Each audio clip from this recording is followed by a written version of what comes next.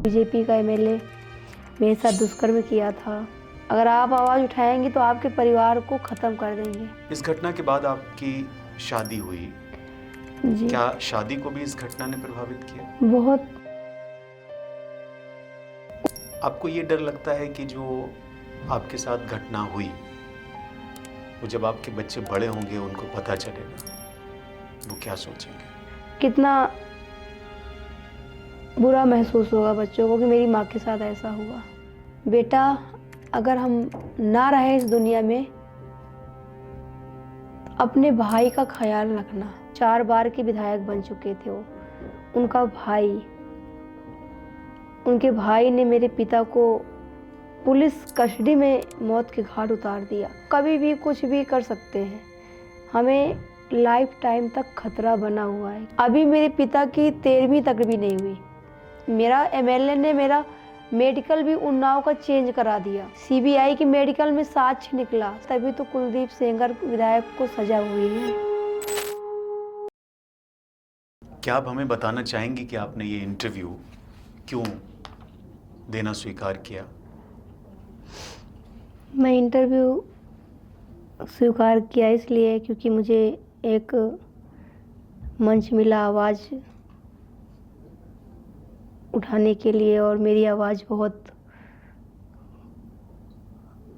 वो हो गई थी, डाउन हो गई थी। इसलिए हम अपनी आवाज़ को फिर दुनिया के सामने लाना चाह रहे हैं। जो मेरे साथ हो रहा है वो मैं अपनी बातें बताना चाह रही हूँ। करीब 7-8 साल हो गए हैं इस घटना को। उस अनुभव ने आपके जीवन को किस तरह से प्रभावित किया है? मेरे साथ बहुत कुछ, मतलब 2017 से मेरे साथ 2017 में हादसा हुआ था। 4/6 को मेरे साथ एमएलए, बीजेपी का एमएलए मेरे साथ दुष्कर्म किया था।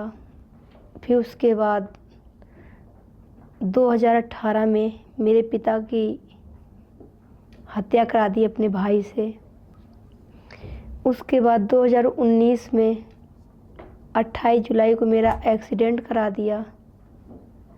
ऐसे हम इन दिक्कतों से मैं झेलती चली आई हूँ।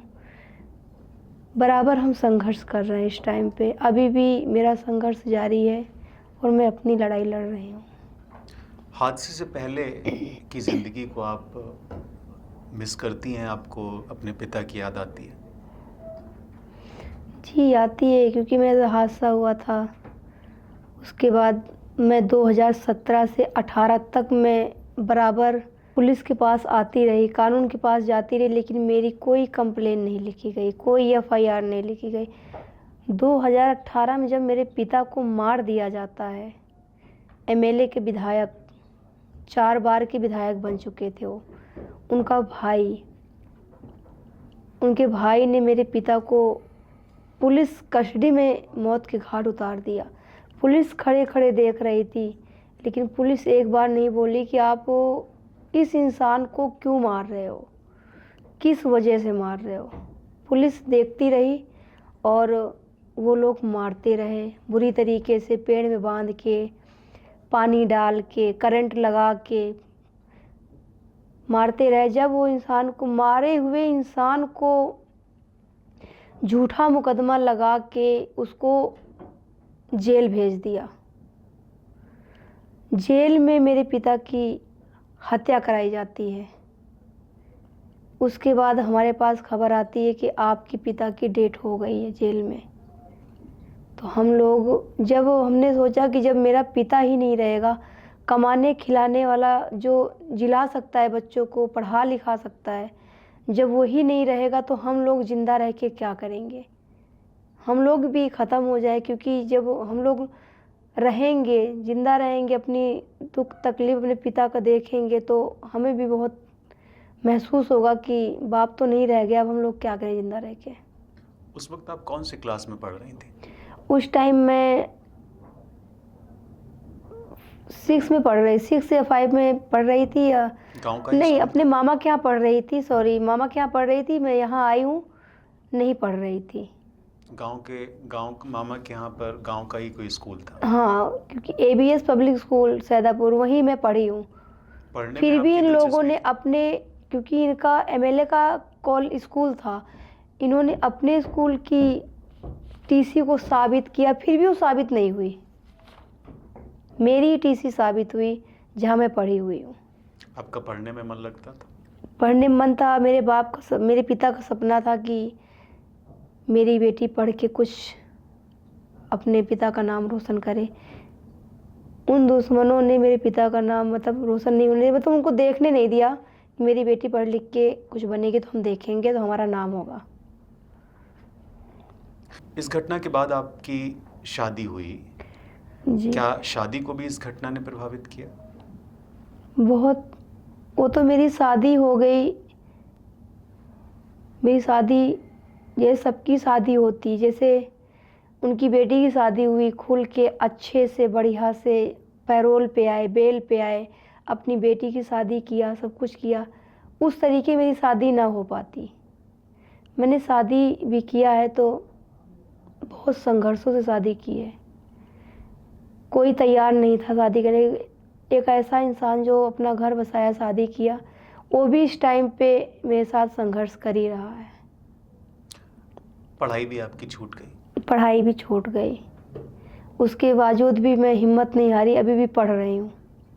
आपने दोबारा पढ़ने का फैसला किया? हाँ।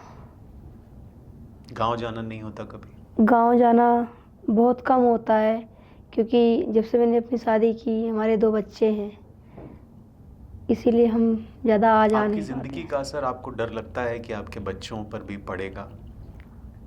लाइफ में कभी भी कोई घटना हो सकती है, क्योंकि वो जेल में है, उनको उम्र कैद की सज़ा हो गई है, लेकिन उसको बेल पैरोल तो मिलती है। उसके समर्थक बहुत हैं, उनके सहयोगी बहुत हैं, वो कभी भी कुछ भी कर सकते हैं। हमें लाइफ टाइम तक खतरा बना हुआ है, क्योंकि हमने शादी किया। मेरे पति को भी खतरा बना हुआ है। हमारे 2 बच्चे कल का बड़े होंगे, स्कूल जाएंगे। जो मेरे साथ घटना हुई, अगर मेरे बच्चों के साथ वो हो जाएगा तो हमें बहुत दुख होगा, क्योंकि हम तो झेल रहे हैं, हमें बच्चे क्यों झेलें। क्या उम्र है आपके बच्चों की? मेरे बच्चों की उम्र है, बेटी है 1.5 साल की, बेटा है 9th मंथ का। 9 महीने का बच्चा? जी। अभी बेटी स्कूल जाना शुरू नहीं हुई? अभी नहीं।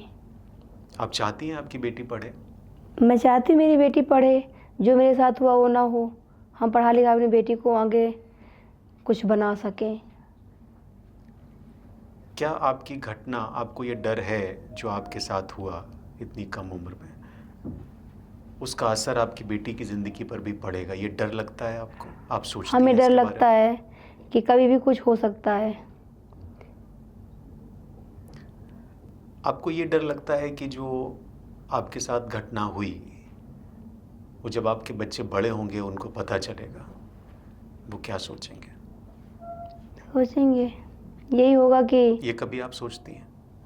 सोचते हैं, कभी कभी सोचते हैं कि कल का अगर मेरे बच्चे बड़े होंगे, कुछ लोग बताएंगे कि आपकी माँ के साथ ये हुआ था, ये हुआ था, मेरे बच्चे भी जानेंगे तो कितना बुरा महसूस होगा बच्चों को कि मेरी माँ के साथ ऐसा हुआ। क्या आपको लगता है कि ये इंटरनेट और सोशल मीडिया की वजह से भी आप प्रभावित होती हैं, आपकी ज़िंदगी पर असर पड़ता है? क्योंकि आपको मानसिक तौर पर डराने की कोशिश होती है? बहुत सारे वीडियोस हैं हमारे खिलाफ, मेरे अगेंस्ट बहुत सारे पढ़ते हैं, सोशल मीडिया पे, इंस्टाग्राम पे, ट्विटर पे, फेसबुक पे। वो तो जेल में है, एमएलए जेल में है, विधायक जी जेल में हैं, लेकिन उनके समर्थक तो बाहर हैं। मेरे आईडी की वीडियो उठा के अपनी आईडी में डाल देते हैं। मेरी वीडियो, आजकल तो एआई का ज़माना है। जब माननीय प्रधानमंत्री, माननीय मुख्यमंत्री को एआई के ज़माने से यहाँ पे कुछ भी कर दिया था, बना के वीडियो बना दिया जाता है। आपके भी वीडियो वैसे बना के? वैसे वीडियो हमारी बना के अपनी आईडी पे डालते हैं, तो ये बहुत बड़ा अपराध है। हमारी पहचान कर रहे हैं दुनिया में। उनके बहुत समर्थक हैं, उनके बहुत सारे होंगे। फ़ोन से बात नहीं करेंगे, सामने बुला के बात करेंगे, इसको ख़त्म कर दो, जेल तो काटना ही है लेकिन इसे रास्ता ख़त्म कर दो, ये सोचते हैं वो लोग। डर लगता है आपको? डर तो है ही है, जान का डर? जान का भी डर है, बच्चों को लेके भी डर है, पति को भी लेके डर है कि खिलाने जिलाने वाला वो है। पिता का साया तो सर से उठा लिया लेकिन मैंने अपनी शादी की, तो खिलाने जिलाने वाला तो आपके पति आपको सपोर्ट करते हैं? पति सपोर्ट करता है, तो इंसान सोचेगा पहले सपोर्ट को, जो सपोर्ट करता पहले उसको ही ख़त्म करें, फिर ये कहाँ जाएगी, फिर हमें ख़त्म किया जाएगा। आज मेरे पास सुरक्षा है, अगर कल का मेरी सुरक्षा हट जाएगी तो मुझे भी ख़त्म कर दिया जा सकता है, कोई पता नहीं कब ख़त्म कर दिया जा सकता है। परिवार की हटा दी सुरक्षा, फैमिली की हटा दी, पैरोकारों की सुरक्षा हटा दी, जो हमारी ज़मानत ले रखा उनकी भी सुरक्षा हटा दी, तो कल का अगर हमको केस में कुछ भी होगा, ज़मानत लेना पड़ेगा, पैरोकारी कराना होगा, करना होगा या कराना होगा, तो हर इंसान पीछे हटेगा क्योंकि उसकी सुरक्षा हट गई। इतना मामला हाईलाइटेड है, कोई इंसान नहीं आ सकता है क्योंकि सुरक्षा हट गई। सुरक्षा होती तो मेरा सिर्फ अब आपको ही सुरक्षा मिली हुई है? जी, अभी मुझे ही मिली हुई है क्योंकि सुरक्षा हटा दी गई है परिवार की, पैरोकारों की, जवंतियों की, सबकी। तो मैं तो यही कहना चाह रही हूँ कि जिनकी जिनकी सुरक्षा हटाएगी, जो हमारी पैरवी किए, जो हमारे केस में सबूत ला के दिए, जो साक्ष्य ला के दिए, पैरोकार, जवंतिया, उनको भी खतरा है। तो उनकी सुरक्षा नहीं अगर केंद्र की दी जा रही है तो किसी भी एजेंसी की सुरक्षा उनको प्रोवाइड करा दी जाए, या तो पुलिस की प्रोवाइड करा दी जाए। ऐसा कर दिया जाए कि उनकी सुरक्षा ना हटे, उनको भी खतरा ना हो आगे। आपकी ज़िंदगी को अगर हम दो हिस्सों में समझें, पहला हिस्सा इस घटना से पहले यानी 2016-17 से पहले का हिस्सा, दूसरा हिस्सा 2017-18 के बाद का हिस्सा, इन दोनों हिस्सों को आप किस तरह से देखती हैं? पहले का था जो 2017 से पहले था, मेरा बहुत अच्छे से जीवन हो रहा था, बहुत अच्छे जीवन चल रहा था। लेकिन 2017 से मेरे वो दिन आ गए कि मुझे बहुत कुछ उस जीवन में देखना पड़ा।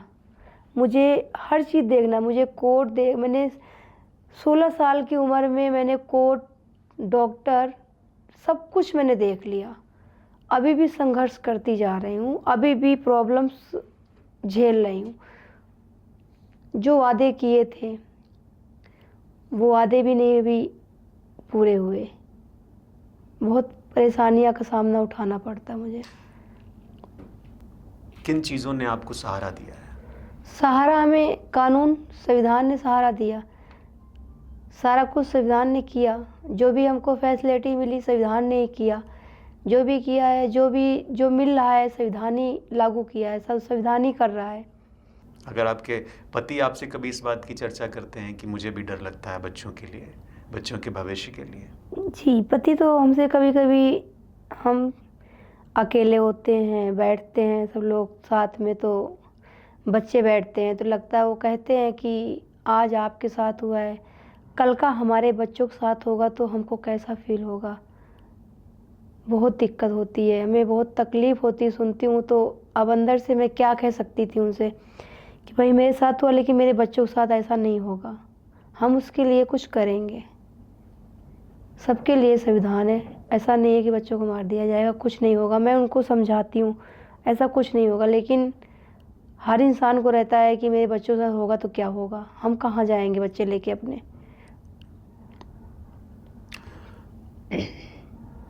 क्या कभी ऐसा भी महसूस होता है कि इस सोसाइटी ने, लोगों ने, समाज ने आपके साथ न्याय नहीं किया? मैं तो सोचती हूँ आज मेरे साथ हुआ, कल का किसी और बेटी के साथ, मेरे जैसा हादसा किसी और बेटी के साथ ना हो, वो इस पीड़ा से ना जूझे, वो अपनी लाइफ अच्छे से जी सके, नॉर्मल लाइफ जी सके, जैसे हम जी रहे हैं वैसे वो ना जिए। ये एक लंबा कानून का मामला है। बहुत दिनों तक कई वकीलों ने आपसे सवाल पूछे होंगे, पुलिस ने आपसे सवाल पूछे होंगे, हमारे जैसे लोगों ने, टीवी, मीडिया, इन लोगों ने भी सवाल पूछे होंगे। हर आदमी ने आपसे सवाल पूछे। मैं ये चाहता हूँ कि आपको किसी ने सुना है क्या? जो आपके भीतर पका, जो आपके भीतर चल रहा है, या जो घटनाक्रम रहा जिसकी वजह से आप पुलिस के चक्कर लगाती रहीं, थाने में चक्कर लगाती रहीं, आपको कभी किसी ने सुना है क्या? आपके दर्द को किसी ने समझने की कोशिश की? समाज के किसी हिस्से ने, पुलिस ने, व्यवस्था ने, सिस्टम ने? सिस्टम ने नहीं सुनने को, न पुलिस ने सुनी, न किसी ने सुना। सुना तो संविधान है। संविधान ने जो भी किया, संविधान ने किया जो किया है। आज मैं उसी के कारण, अदालत के कारण, कोर्ट के कारण, मैं उसी कारण आज मैं जीवित हूँ। नहीं तो हमें जैसे निर्भया को ख़त्म कर दिया गया। बहुत सारे हादसा हुए हैं, लोग करते हैं, दुष्कर्म करते हैं, जेल जाते हैं, कानून मतलब उनको सज़ा मिलती है, जेल जाते हैं, उनको पैरोल मिलती है, बेल मिलती है, वो आके ख़त्म कर देते हैं, परिवार को ही ख़त्म कर देते हैं। ना परिवार रहेगा, ना इंसान आगे लड़ेगा, ना हम ऐसा होगा। जो पीड़ित हैं, आपने कई सारे उन लड़कियों की बात की जिनके साथ इस तरह की घटनाएं होती हैं। जो पीड़ित हैं उनको किस तरह का सपोर्ट मिलना चाहिए? किस तरह का सपोर्ट मिलना चाहिए? आप किस तरह के सपोर्ट की उम्मीद करती हैं? सिस्टम मैं इसी तरह सपोर्ट करती हूँ कि संविधान में ये भी लागू होने को था कि जो लोग दुष्कर्म करेंगे, गलत करेंगे, उनको डायरेक्ट फांसी की सज़ा होगी।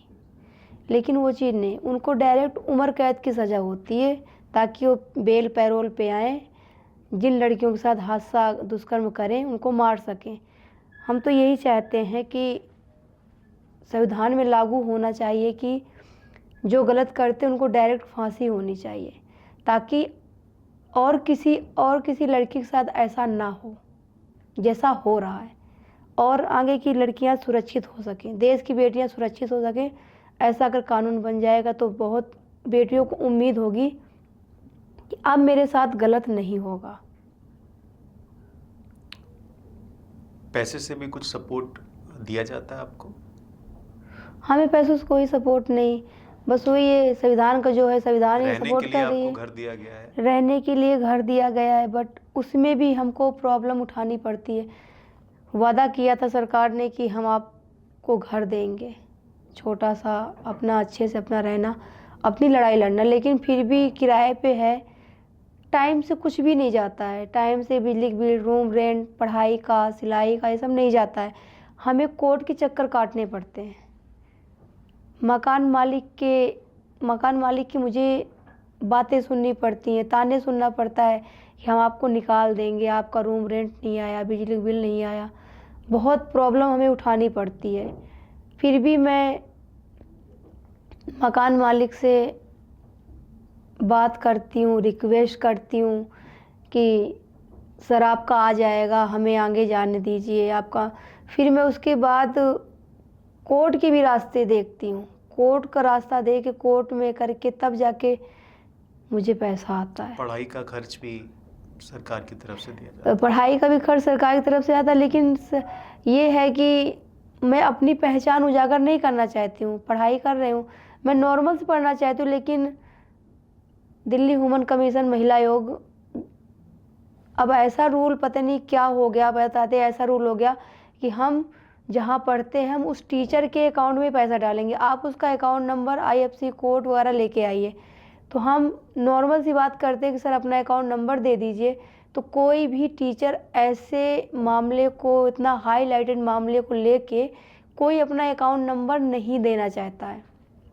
बोलता आप पढ़ती हैं, आप स्टूडेंट हैं, आपको हम जानते हैं, आपसे हम पैसा लेते हैं। हम कानूनी प्रक्रिया में नहीं जाना चाहते हैं, क्योंकि हमें कभी भी दिक्कत हो सकती है। हम अपनी नॉर्मल लाइफ जी रहे हैं, तो हम आपके केस में क्यों पड़े, हम क्यों अपनी मुसीबत का सामना लाना पड़े हुए। तो यही है कि दिक्कत बहुत उठाना पड़ रहा है। ये दिक्कतें उम्र भर आपकी ये ज़िंदगी के साथ दिक्कतें चलेंगी। उम्र भर चलती रहेंगी, हमें तो ऐसा इसके लिए महसूस आप होता है। तैयार हैं मेंटली जी इस तरह की परेशानियों को झेलने के लिए? जी, तैयार क्या है, अगर अगर अपना घर होता, एक छोटा-सा घर दे दिया जाता, तो मैं अपनी अच्छे से लड़ाई भी लड़ती, मुझे किसी की बातें, किसी की ताने, किसी कुछ सुनना ना पड़ता और मैं अपना अच्छे से केस भी लड़ती, अपना जीवन अच्छा-सा व्यापन करती, परिवार अपना अच्छे से साथ रखती और आप साथ रहते, अपने बच्चों के साथ रहते। तो बच्ची का एडमिशन कराने वाली हैं आप 1 साल बाद? जी, एडमिशन कराना है, क्योंकि एडमिशन भी कराएँगे तो बच्चे को हम ऐसे स्कूल तो भेज नहीं देंगे, उसको मैं अकेले भेज दूँगी, क्योंकि उसके लिए भी तो उसके सुरक्षा लिए भी चाहिए। सुरक्षा की ज़रूरत है। चाहिए, क्योंकि बच्ची है, अगर मेरी बच्ची कोई उठा लिया और किसी से उस एमएलए ने उठवा दिया, तो हम तो नहीं ढूँढ पाएँगे, इतने बड़े कोई आदमी भी नहीं है कि इतना मेरे पास पैसा है तो हम जाके तुरंत ढूँढ लाएँ, कर लें। तो एक छोटे इंसान के साथ ऐसा हो सकता है, लेकिन जो बड़े लोग होते हैं, उनके साथ नहीं होता ऐसा। ये निश्चित तौर पर ये चिंता तो रहेगी एक माँ होने के नाते कि जी। बच्चे स्कूल जाएंगे, उनको सिक्योरिटी चाहिए, उनको ये कैसे स्कूल में वो पढ़ेंगे।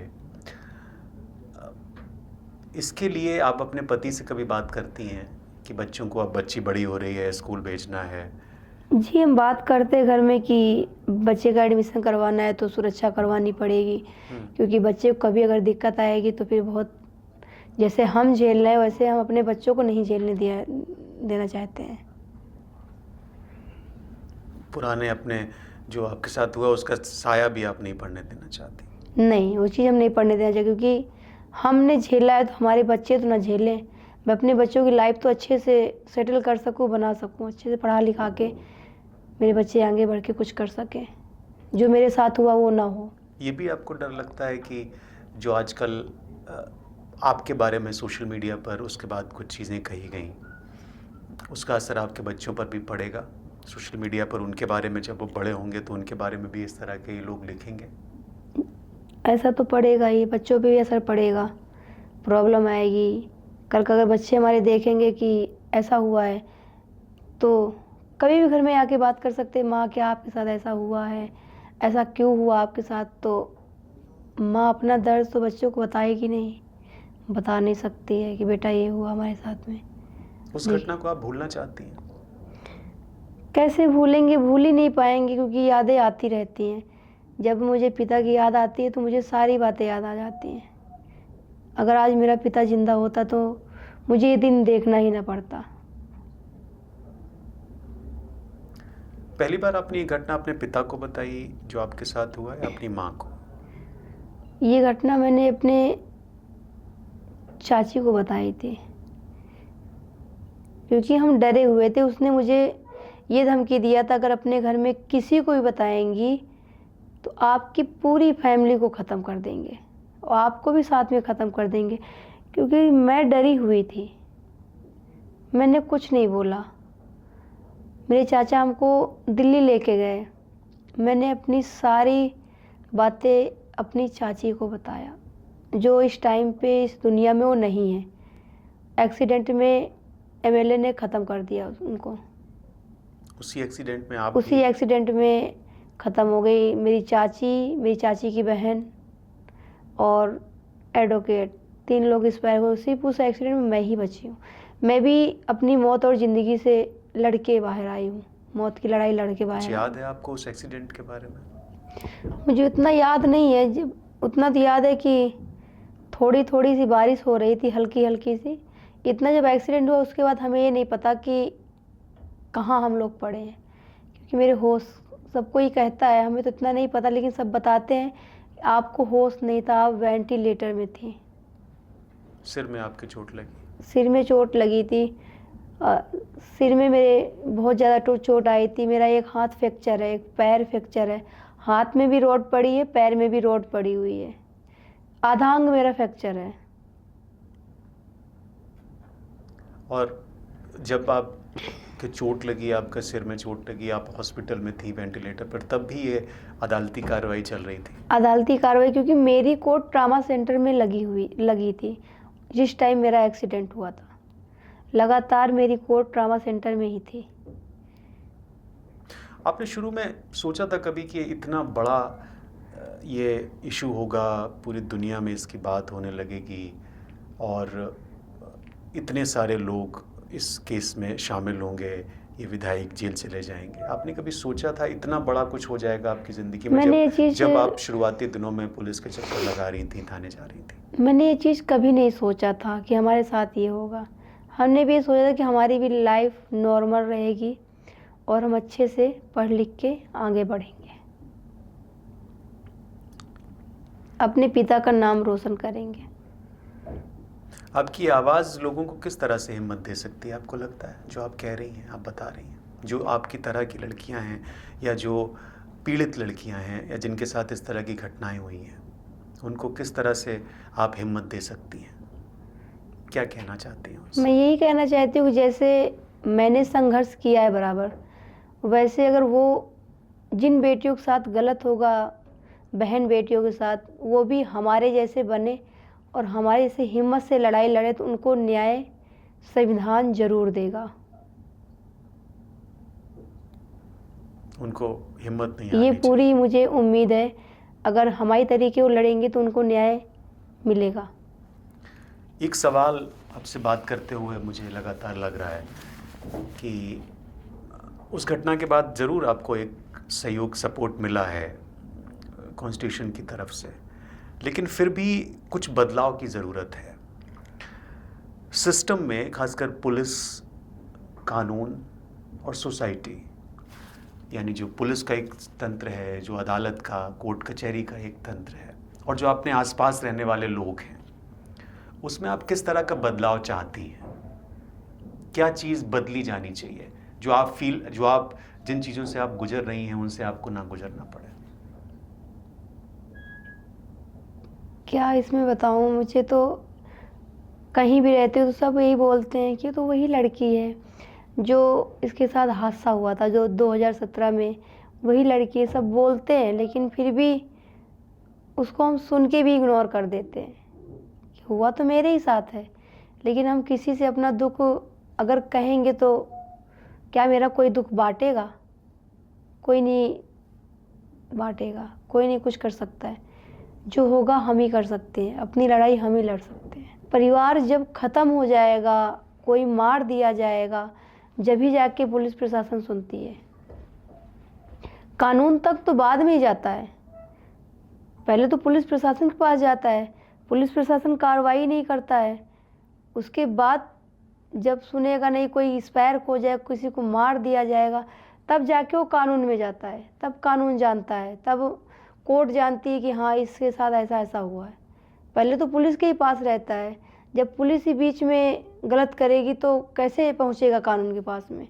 पुलिस बीच में ही ले दे के काम ख़त्म कर देती है, कह देगी आप ये कर लो, सुलह समझौता कर लीजिए। हमसे भी बोला गया कि आप बहुत बड़ा विधायक है, एमएलए है, आप उनसे समझौता कर लीजिए, सुलह समझौता कर लीजिए, कुछ पैसे लेके ख़त्म कर दीजिए मामला। लेकिन हमने उसको एक्सेप्ट ना करते हुए मैं अपनी लड़ाई लड़ी हूँ और मैं नहीं मानी पुलिस की बातों को, तब जाके मुझे आज इस दिक्कतों से गुजरना पड़े, तो मैं अपनी लड़ाई लड़ रही हूँ। आज मुझे पूरा उम्मीद है कोर्ट पे कि हमें न्याय मिला है। कुछ आप अगर बताना चाहें, चूँकि आपने कहा है कि पुलिस सुलह समझौता कर लेती है और आपने बहुत चक्कर लगाए हैं जैसा कि आप कह रही हैं, अगर आप बताना चाहें किस तरह से आपको उस समय पुलिस ने प्रभावित किया जिसकी वजह से आप उसमें बदलाव चाहती हैं? पुलिस ने बहुत तरीके बदलाव करने की कोशिश किया कि आप ऐसा कर लें, आप वैसा कर लें, आप ऐसा करेंगी तो ये दिक्कत आ जाएगी, आपको ख़त्म कर दिया जाएगा। लेकिन मैं उसको एक्सेप्ट न करते हुए मैं अपनी लड़ाई लड़ी हूँ। हर बार हर चीज़ के लिए आपको जान से मारने की धमकी, अभी भी धमकियाँ मिलती हैं, वो भी सामने से धमकियाँ मिलती हैं। यही होता है कि हमें उस चीज़ का सबूत दिखाइए, उस चीज़ का साक्ष्य दिखाइए, आपको धमकी कहाँ से मिली है, किस नंबर से फ़ोन आया है, किससे कैसे आया है।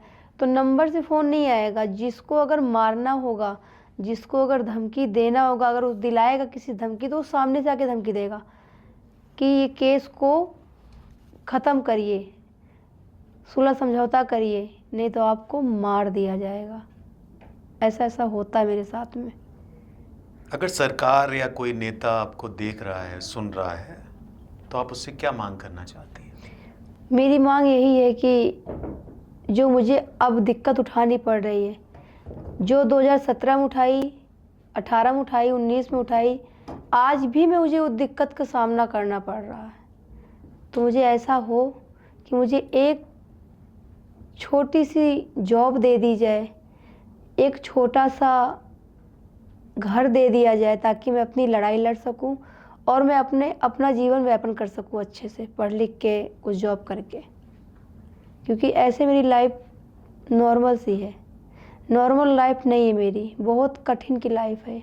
कठिनाइयों से मुझे गुजरना पड़ रहा, अभी भी मैं गुजर रही हूँ। ऐसा कर दिया जाए, मेरी यही मांग है कि मुझे कोई सहारा आपको दिया कुछ जाए। काम मिल जाए जिससे कि आप अपने आप को उसमें एंगेज रख सकें। जी, और मैं अपनी लड़ाई हिम्मत से लड़ सकूं। इतनी सुरक्षा आपके साथ रहती है कोर्ट के कहने पे, आपको कभी ऊबन होती है कि 24 घंटे, कभी आप महसूस करती है ये चीज़ कि 24 घंटे इतने सारे लोग महसूस होता है। अगर नॉर्मल होती तो शायद ये नहीं होता। शायद ऐसा ना होता, लेकिन ऐसा हुआ, कोर्ट ने सुरक्षा दी। महसूस होता है कि बहुत तकलीफ़ उठाना पड़ता है, क्योंकि बिना सुरक्षा के अगर मुझे जाना भी होगा तो मुझे उनको पहले बताना होता है। क्या प्रक्रिया होती है उसका? अगर आप प्रक्रिया कहीं ये जाना होती है कि चाहती अगर हैं, मुझे कहीं भी जाना होता है तो मुझे एप्लीकेशन लिख के देना पड़ता है कि मुझे यहाँ जाना है, कोर्ट जाना है, मुझे आज यहाँ जाना, आज मुझे ससुराल जाना, आज मुझे गांव जाना, आज मुझे उन्नाव जाना, लखनऊ जाना है, तो मुझे पहले एप्लीकेशन देना होता है। किसे? सीआरपीएफ के जनरल सीआरपीएफ अधिकारी को, कि मैं वहाँ जाना चाहती हूँ। जी। फिर वो अप्रूव वहाँ से परमिशन होता है। अगर नहीं परमिशन हुआ तो फिर नहीं तो जाते। आप नहीं जाएंगे? नहीं जा सकते ऐसे। अगर आप मान लीजिए कि आपको अपने पति और बच्चों के साथ कहीं कुछ खाने का मन है, आप कहीं जाना, सिनेमा देखना चाहती हैं या कहीं भी जाना चाहती हैं, आपका अधिकार है, आप एक स्वतंत्र देश में रहती हैं, जी। तो भी आपको परमिशन लेनी पड़ेगी? परमिशन लेनी पड़ती है और जाते हैं सब लोग साथ में। हर जगह? हर जगह जाते हैं। कोई प्राइवेसी नहीं है आपकी? नहीं। कभी ऐसा भी हुआ कि आपके पति ने मजाक में ही आपसे कहा हो कि ये एक नई समस्या है कि कहीं भी जाएं तो पूरी बस अब चलती तो है? इस चीज़ की समस्या आदत हो गई? आदत हो गई, क्योंकि अगर सुरक्षा हटेगी भी तो जान का तो खतरा। जान का खतरा है। और सुरक्षा के अंडर में रहना है तो उनको सारी बातें बतानी पड़ेगी कि हमको ये करना, हमको यहाँ जाना, वहाँ जाना, तो बताते हुए ही सुरक्षित रहेंगे। अगर नहीं बताएंगे तो असुरक्षित रहेंगे। पिता से जब आखिरी बात हुई आपकी, जब आपके पिता के साथ ये घटना हुई, और आखिरी बात आपके पिता ने आपसे क्या कही, या आपने अपने पिता से क्या कहा था? आखिरी बात मेरे पिता से यही हुई थी। बोला, मेरे पिताजी हमसे ये बोले, बेटा अगर हम ना रहे इस दुनिया में तो अपने भाई का ख्याल रखना और अपने भाई को देखना, क्योंकि मैं इस दुनिया में नहीं रहूँगा। उनको पता था? उनको पता था, क्योंकि उनको इतनी बुरी तरीके से मारा गया था कि उन्हें अंदर से हो गया कि हम अब इस दुनिया में नहीं रहेंगे। तो हमसे यही आखिरी बात बोल के गए थे, बेटा मेरे बच्चे को ध्यान देना और अपना ख्याल रखना, अपनी माँ का ख्याल रखना, परिवार का ख्याल रखना हमारे ना रहते हुए। अभी मेरे पिता की 13वीं तक भी नहीं हुई। 18 में पिता को मारा गया, मेरे पिता की 13वीं तक भी नहीं हुई, क्योंकि मेरा भाई छोटा है। चाचा हमारे जेल में हैं। कई बार उन्होंने बेल पैरोल डाली, अपील किया कि मुझे अपने भाई की 13वीं करनी है, मुझे अपने माँ की 13वीं करनी है। भी किसी का काम नहीं हुआ मेरे घर में। कोई 13वीं, कोई कुछ नहीं हुआ। कोई संस्कार नहीं हुआ? कोई संस्कार नहीं हुआ। सबकी आत्माएं भटक रही हैं। मेरे पिता की भी आत्मा भटक रही है। क्यों? क्योंकि भाई छोटा है। भाई छोटा है। चाचा जेल में है, उनकी माँ की भी आत्मा भटक रही है, उनके भाई की भी आत्मा भटक रही है। चाचा को करना चाहिए था, लेकिन वो जेल में है। वो जेल में है। उनको पैरोल वगैरह मिलते, करते हैं, डालते हैं, लेकिन अपोजिट होने नहीं देती। अपोजिट का भाई स्पैर हुआ, एमएलए का भाई स्पैर हुआ, उनको पैरोल बेल सब कुछ मिली, लेकिन मेरे चाचा को नहीं मिली। 8 साल, इतने सालों से अभी कोई आपके यहाँ कर्म नहीं हुआ? कोई कर्म जिन नहीं लोगों हुआ, की कोई मौत हुई। संस्कार वगैरह नहीं हुआ, ऐसे ही है, सबकी आत्माएं भटक रही हैं। एक छोटी सी इसी में मेरा प्रश्न और है कि मैं शुरू में इस केस को जब मैं स्टडी कर रहा था, सर पढ़ रहा था, तो कई दफ़ा ये हुआ कि ये कहा गया कि आप झूठ बोल रही हैं, ऐसा कुछ नहीं हुआ और आप साजिश का हिस्सा हैं।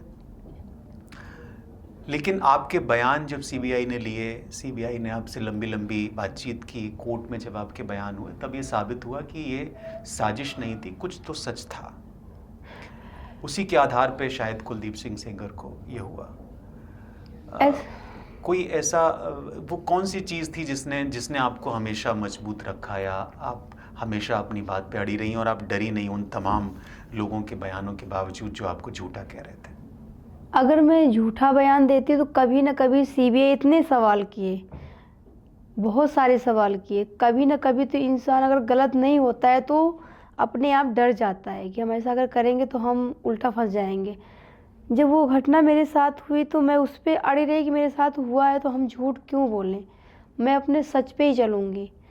बहुत सारा कुछ हुआ कि ऐसा ऐसा है, तुम फंसा रहे, बोल रहे हैं कि बेटी होने के, लड़की होने के नाते फंसाया जा रहा, साजिश है, ये सब है, मतलब बेटी को सिखा दिया गया, बहुत कुछ हुआ। लेकिन जब मेरे साथ हुआ तो मैं किसी की बात को मैं क्यों सुनूं और क्यों समझूं, मैं अपने आप से ये सब बात कर रही थी। सीबीआई ने कई बार पूछा, बहुत केसेस होते हैं ऐसा कि इंसान डर जाता है, बयान नहीं देता है, आगे की कोई बात नहीं बताता है, लेकिन हम नहीं डरे क्योंकि मेरे साथ जो हुआ हमने वो सच बोला है। मैं सीबीआई से उसी बात पे अड़ी रही कि मेरे साथ हुआ। आज मैं झूठ बोली, ठीक, मैंने झूठ, सब लोग बोलते हैं कि विक्टिम ने झूठ बोला, ठीक है, लेकिन सीबीआई ने पूछा वो तो झूठ नहीं है, मेरा मेडिकल झूठ नहीं है। मेरा कुलदीप, मेरा एमएलए ने मेरा मेडिकल भी उन्नाव का चेंज करा दिया। सीबीआई की मेडिकल में साक्ष्य निकला, सबूत निकले, तभी तो कुलदीप सेंगर विधायक को सजा हुई है, उनको तभी तो सजा हुई है। अगर ना निकलता मेडिकल में कुछ ना तो सजा ना होती, लेकिन कोर्ट ने देखा ना कि मेडिकल में ये दिख रहा है, गलत हुआ है, हादसा हुआ है, तभी तो सजा हुई उसको। सबसे ज़्यादा तकलीफ आपको किस सवाल से होती है? दिक्कत इसी चीज़ से है कि या जब सीबीआई, पुलिस, कोर्ट में वकील या हमारे जैसे तमाम लोग आपसे सवाल करते हैं, तो सबसे ज़्यादा तकलीफ आपको किस सवाल से होती है, या उस समय हुई जिसकी वजह से आप बहुत परेशान हुई हो जिस सवाल से? सवाल ये है कि जो हमारे साथ हादसा हुआ, बार बार उसी को लेकर आपके साथ ये हुआ, विधायक ने आपके साथ ऐसा किया या नहीं किया। तो जब किया है तो मैं उसी बात पे अड़ी रही। मेरे साथ गलत किया, मेरे पिता को, अगर गलत ना करते तो मेरे पिता को क्यों मारते हो? गलत ना करते पिता को ना मारते ना। जब गलत कर दिया, उन्होंने पहले बोल दिया कि अगर आप आवाज़ उठाएंगी तो आपके परिवार को हम ख़त्म कर देंगे। आपसे कहा? हमसे ये चीज़ कुलदीप सेंगर विधायक ने बोला था अपने घर में, अगर आप आवाज़ उठाएंगी तो आपके परिवार को ख़त्म कर देंगे। और जैसे मैंने आवाज़ उठाई वैसे मेरे पिता को ख़त्म कर दिया। उस वक्त आपकी उम्र कितनी थी? उस टाइम मेरी उम्र हो गई 15-16 साल। 15-16 साल की थी। आप अगर कोई आखिरी बात साझा करना चाहें दर्शकों के साथ, लोगों के साथ जो आपको सुन रहे हैं, आपको देख रहे हैं, या आप लोगों तक कोई बात पहुंचाना चाहती हैं, तो आप कह सकते हैं। बस मेरी यही एक आखिरी उम्मीद है कि मुझे आगे बढ़ने का सहारा दिया जाए और मैं अपनी अच्छे से लड़ाई लड़ सकूं, हिम्मत से लड़ाई लड़ सकूं। लड़ाई तो लड़ ही रही हूं, लेकिन और हिम्मत से लड़ाई लड़ सकूं। मुझे एक छोटी सी जॉब दी जाए और मुझे छोटा सा घर दिया जाए, जो वादे किए थे सरकार ने आपसे कहा जी। कब तक हम रूम रेंट, कब तक सरकार पे करती रहेगी, कब तक हम इसमें रहेंगे? कल का मुझे अगर नहीं देगी सरकार तो मुझे बाहर निकाल के फेंक दिया जाएगा, तो फिर हम कहाँ जाएंगे? नॉर्मल हो जाएंगे तो हमें ख़त्म कर दिया जाएगा फिर तो।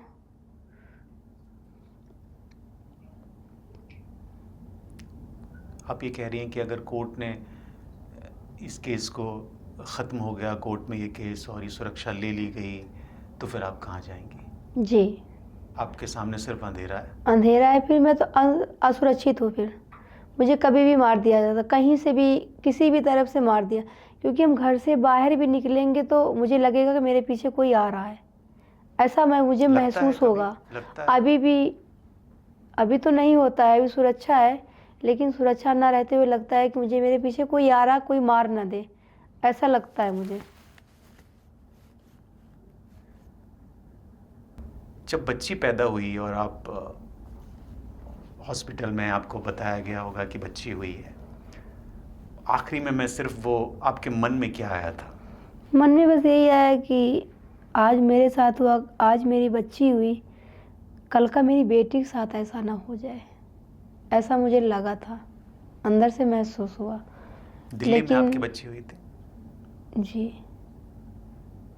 मुझे ऐसा लगा, लेकिन फिर भी मैं उसको मन में रख के ने कहा कोई ना, आगे का लाइफ देखते हैं कैसे मेरा वैभव होता है। आपको ये महसूस हुआ कि बच्ची हुई है, मेरे साथ जो हुआ ये मेरी बच्ची के साथ ना हो? मैंने सोचा था कि ना हो, लेकिन मुझे अंदर से यही महसूस हुआ कि मेरे साथ हुआ, कल का मेरी बेटी के साथ होगा तो मुझे बहुत ज़्यादा दिक्कत का सामना करना पड़ेगा। मैं तो अपनी लड़ाई लड़ती रही, लेकिन अगर बच्चों के साथ हो जाएगा तो फिर तो हमको मरना पड़ेगा, क्योंकि बच्चों के साथ होगा ऐसा।